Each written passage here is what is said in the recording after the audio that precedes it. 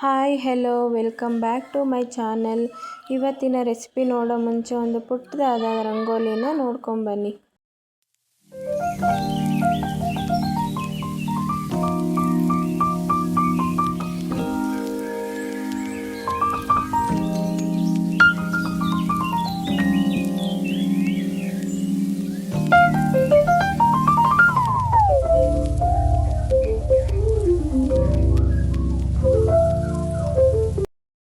ಪುಟ್ಟದಾದ ರಂಗೋಲಿ ಇಷ್ಟ ಆಗಿದ್ದರೆ ಲೈಕ್ ಮಾಡಿ, ಕಮೆಂಟ್ ಮಾಡಿ ಆಯಿತಾ. ಇವತ್ತಿನ ರೆಸಿಪಿ ಫ್ರೈಡ್ ರೈಸ್ ಮಾಡ್ತಾಯಿದ್ದೀನಿ.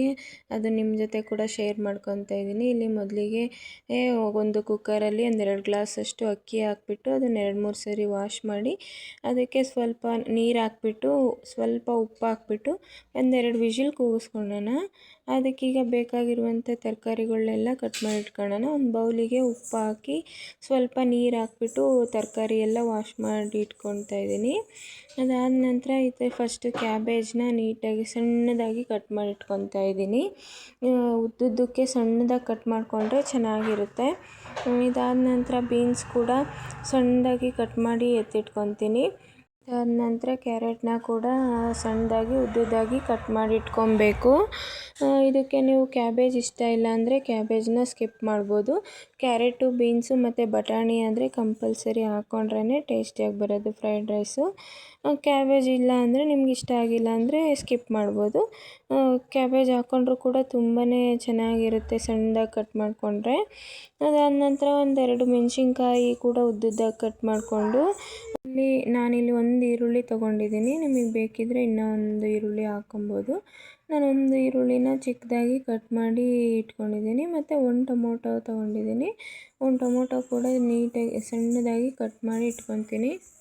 ಆದ ನಂತರ ಕೊತ್ತಂಬರಿ ಸೊಪ್ಪು ಕೂಡ ಆದಷ್ಟು ಚಿಕ್ಕದಾಗಿ ಕಟ್ ಮಾಡಿ ಎತ್ತಿಟ್ಕೊಳೋದು. ತರಕಾರಿನೆಲ್ಲ ಕಟ್ ಮಾಡಿ ಒಂದು ಸೈಡಿಗೆ ಎತ್ತಿಟ್ಕೊಂಡು ಅದಾದ ನಂತರ ಆಗಲೇ ರೈಸ್ಗೆ ಇಟ್ಟಿದ್ನಲ್ವ ಅದು ಕೂಡ ಆಗಿದೆ. ಉದ್ದುದ್ರಾಗಿ ಮಾಡ್ಕೊಬೇಕು, ಚೆನ್ನಾಗಿರುತ್ತೆ. ಅದು ಕೂಡ ಸೈಡ್ಗೆ ಎತ್ತಿಟ್ಕೊಂಡು ಅದಕ್ಕೆ ಈಗ ಒಗ್ಗರಣೆ ಮಾಡ್ಕೊಳ್ಳೋಣ. ಕ್ಯಾಬೇಜು, ಕ್ಯಾರೆಟು ಮತ್ತು ಇದಕ್ಕೆ ಬಟಾಣಿ ಕೂಡ ತೆಗೆದಿಟ್ಕೊಂಡಿದ್ದೀನಿ. ಬೀನ್ಸು ಎಲ್ಲ ಚಿಕ್ಕದಾಗಿ ಕಟ್ ಮಾಡಿ ಇಟ್ಕೊಂಡಿದ್ವಲ್ವ ಅದೆಲ್ಲ ಕಟ್ ಮಾಡಿ ಇಟ್ಕೊಂಡಿದ್ದು. ಮತ್ತು ಮಸಾಲೆ ಪೌಡ್ರ್ ಇಲ್ಲಿ ನಾನು ಒಂದು ಸ್ವಲ್ಪ ಧನಿಯಾ ಪೌಡ್ರು, ಖಾರದ ಪುಡಿ ಮತ್ತು ಒಂದು ಚಿಟಿಕೆ ಆಗೋಷ್ಟು ಅರಿಶಿನ ಪುಡಿ ತೊಗೊಂಡಿದ್ದೀನಿ. ಸಪ್ರೇಟಾಗಿ ಫ್ರೈಡ್ ರೈಸ್ ಮಸಾಲ ಕೂಡ ಹಾಕೊಬೋದು. ನೀವು ಇಷ್ಟು ಹಾಕೊಂಡ್ರೂ ಕೂಡ ತುಂಬಾ ರುಚಿಯಾಗಿ ಬರುತ್ತೆ. ನಂತರ ಸ್ಟವ್ ಮೇಲೆ ಒಂದು ಪ್ಯಾನ್ ಇಟ್ಟು ಪ್ಯಾನ್ ಕಾದಾದ ನಂತರ 1-2 ಟೇಬಲ್ ಸ್ಪೂನ್ ಆಗುವಷ್ಟು ಎಣ್ಣೆ ಹಾಕಿದ್ದೀನಿ. ಎಣ್ಣೆ ಕಾದಾದ ನಂತರ 1 ಸ್ಪೂನ್ ಆಗುವಷ್ಟು ಸಾಸಿವೆ ಮತ್ತು 1 ಸ್ಪೂನ್ ಆಗುವಷ್ಟು ಜೀರಿಗೆ ಹಾಕಿ ಅದು ಚಿಟಪಟ ಅಂದಮೇಲೆ ಒಂದು ಸ್ವಲ್ಪ ಹಿಂಗೆ ಹಾಕ್ಕೊಂಡಿದ್ದೀನಿ. ಹಿಂಗು ಹಾಕಿದ ನಂತರ ಅದಕ್ಕೆ ಆಗಲೇ ಕಟ್ ಮಾಡಿ ಇಟ್ಕೊಂಡಿದ್ವಲ್ಲ ಈರುಳ್ಳಿ ಮತ್ತು ಮೆಣಸಿನ್ಕಾಯಿ ಅದನ್ನು ಕೂಡ 1-2 ನಿಮಿಷ ಹುರ್ಕೊಂಡು ಅದಾದಮೇಲೆ ಸ್ವಲ್ಪ ಕರ್ಬೇವಿನ ಸೊಪ್ಪು ಹಾಕಿ ಅದು ಕೂಡ ಚಿಟಪಟ ಅಂತ ಅಂದಮೇಲೆ ಆಗಲೇ ಕಟ್ ಮಾಡಿ ಇಟ್ಕೊಂಡಿದ್ವಲ್ವ ತರಕಾರಿ ಎಲ್ಲ ಅದನ್ನೆಲ್ಲ ಹಾಕ್ಕೊಂಡು ಸ್ವಲ್ಪ 1-2 ನಿಮಿಷ ಹುರ್ಕೊಬೇಕು.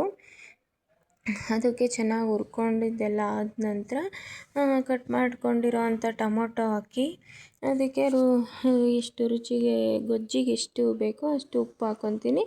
ಆಗಲೇ ಅನ್ನಕ್ಕೂ ಕೂಡ ಉಪ್ಪು ಹಾಕ್ಕೊಂಡಿದ್ದೀನಿ. ಇದಕ್ಕೆ ಗೊಜ್ಜಿಗೆ ಎಷ್ಟು ಬೇಕೋ ಅಷ್ಟು ಹಾಕ್ಕೊಂಡು ಚೆನ್ನಾಗಿ ಟೊಮೊಟೊ ಸ್ಮ್ಯಾಶ್ ಆಗೋ ತನಕ ಚೆನ್ನಾಗಿ ಹುರ್ಕೊಬೇಕು. ಇದೇನು ತರಕಾರಿ ಏನು ಜಾಸ್ತಿ ಪೂರ್ತಿ ಬೇಯೋದು ಬೇಡ, ಒಂದು 90% ಬೆಂದರೆ ಸಾಕಾಗುತ್ತೆ. ಸ್ವಲ್ಪ ಕ್ರಂಚಿಯಾಗಿದ್ರೇ ಫ್ರೈಡ್ ರೈಸು ಚೆನ್ನಾಗಿರೋದು. ಸೌಟಲ್ಲಿ ಹಿಂಗೆ ಈ ಥರ ಕಟ್ ಮಾಡಿದ್ರೆ ಕಟ್ಟಾಗೋಂಗಿದ್ರೆ ಸಾಕು ತರಕಾರಿ, ಜಾಸ್ತಿ ಏನು ಬೇಯೋದು ಬೇಡ. ಇದಾದ ನಂತರ ಇದು ಸ್ವಲ್ಪ ಮಸಾಲೆ ತೆಗೆದಿಟ್ಕೊಂಡಿದ್ವಲ್ಲ ಆಗಲೇ ಖಾರದ ಪುಡಿ, ಧನಿಯಾ ಪುಡಿ ಮತ್ತು ಸ್ವಲ್ಪ ಅರಿಶಿನ ಪುಡಿ ಅದನ್ನು ಕೂಡ ಎಲ್ಲ ನೀಟಾಗಿ ಹಾಕಿ ಲೋ ಫ್ಲೇಮ್ ಮಾಡಿ ನಿಧಾನವಾಗಿ ಹುರ್ಕೊಬೇಕು. ಅದು ಹಸಿ ಸ್ಮೆಲ್ ಹೋಗೋ ತನಕ ಹುರ್ಕೊಂಡಿದ್ದಾದ ನಂತರ ಆಗಲೇ ಅನ್ನ ಉದ್ದುದ್ರಾಗಿ ಮಾಡಿಟ್ಕೊಂಡಿದ್ವಲ್ಲ ಕುಕ್ಕರಲ್ಲಿ ಅದನ್ನು ಕೂಡ ಇದರಲ್ಲಿ ಹಾಕ್ಬಿಟ್ಟು ನಿಧಾನವಾಗಿ ತಿರುಗಿಸ್ಕೊಬೇಕು.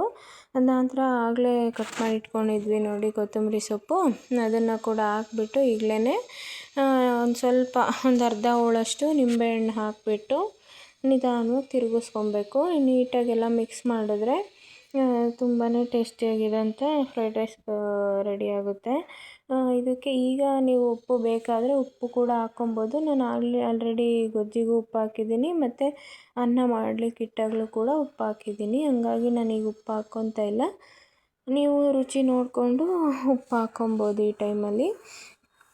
ನೀಟಾಗೆಲ್ಲ ಮಿಕ್ಸ್ ಮಾಡಿದ್ದಾದ ನಂತರ ಒಂದು 2 ನಿಮಿಷ ನೀಟಾಗಿ ಮಿಕ್ಸ್ ಮಾಡಿಕೊಂಡು ಲಿಡ್ನ ಕ್ಲೋಸ್ ಮಾಡಿಬಿಟ್ಟು, ನೀಟಾಗಿ ಮಿಕ್ಸ್ ಮಾಡಿದ್ದಾದಮೇಲೆ ಲಿಡ್ನ ಕ್ಲೋಸ್ ಮಾಡಿಬಿಟ್ಟು ಒಂದು 5 ನಿಮಿಷ ಹಾಗೆ ಮುಚ್ಚಿಡಬೇಕು. ಫ್ಲೇಮ್ನ ಆಫ್ ಮಾಡಿಬಿಡಿ. ಆಫ್ ಮಾಡಿಬಿಟ್ಟು ಮುಚ್ಚಿಟ್ರೆ ಚೆನ್ನಾಗಿ ಅರಳ್ಕೊಳ್ಳುತ್ತೆ, ಚೆನ್ನಾಗಿರುತ್ತೆ. ಒಂದು 5 ನಿಮಿಷ ಆದ ನಂತರ ಒಂದು ಪ್ಲೇಟಿಗೆ ಸರ್ವ್ ಮಾಡಿಕೊಂಡು ಸರ್ವ್ ಮಾಡಿದ್ರೆ ಬಿಸಿ ಬಿಸಿದೇ ತುಂಬಾ ಚೆನ್ನಾಗಿರುತ್ತೆ ತಿನ್ನಲಿಕ್ಕೆ. ಲಂಚ್ ಬಾಕ್ಸಿಗೆ ಕೂಡ ತುಂಬಾ ಚೆನ್ನಾಗಿರುತ್ತೆ. ಮತ್ತು ನೀವು ಡಿನ್ನರಿಗೆ ಕೂಡ ಲೈಟಾಗಿ ಬೇಕು ಅಂದರೆ ಆರಾಮ್ಸೆ ಫ್ರೈಡ್ ರೈಸ್ ಮಾಡ್ಕೊಂಡು ತಿನ್ಬೋದು. ನೋಡಿ ಎಷ್ಟು ಕಲರ್ಫುಲ್ಲಾಗಿದೆ ಅಂತಂದು ಹೇಳ್ಬಿಟ್ಟು. ಪ್ಲೀಸ್ ಈ ಪುಟ್ಟದಾದ ರೆಸಿಪಿ ನಿಮ್ಗೆ ಇಷ್ಟ ಆದರೆ ಪ್ಲೀಸ್ ಲೈಕ್ ಮಾಡಿ, ಶೇರ್ ಮಾಡಿ, ಕಮೆಂಟ್ ಕೂಡ ಮಾಡಿ ಆಯಿತಾ. ಈ ಸಬ್ಸ್ಕ್ರೈಬ್ ಮಾಡ್ಕೊಳ್ಳೋದನ್ನು ಮಾತ್ರ ಮರಿಬೇಡಿ ಪ್ಲೀಸ್. ಈ ರೆಸಿಪಿ ಇಷ್ಟ ಆದರೆ ಲೈಕ್ ಮಾಡಿ. Thank you so much.